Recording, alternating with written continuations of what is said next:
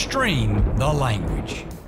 You know, one thing we do a lot trying to take inventory or find deer that are shooters or deer that's old enough or deer we want to take is start out on mineral sites.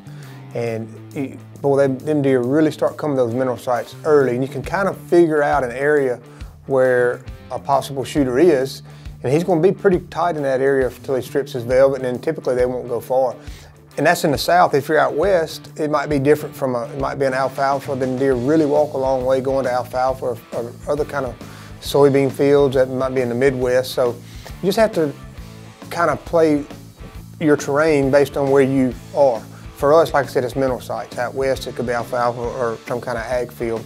But put those cameras out, and I like to try to find 2 or 3 possible deer to hunt, because a lot of times the deer you might see or want to shoot, you know, he never shows up in the daylight, where you might have another one that you get some daylight pictures of. So early season is more about finding deer that are moving in the daylight, mature deer, in my opinion. You know, a lot of times camera placement on an alfalfa field or bean field or corn field or whatever, the deer, just like us, they like to walk the easy ways. And many times before you start putting a lot of pressure on the woods, these deer walk through gates or down roads, wherever their easiest way to get there before you start putting some pressure on them.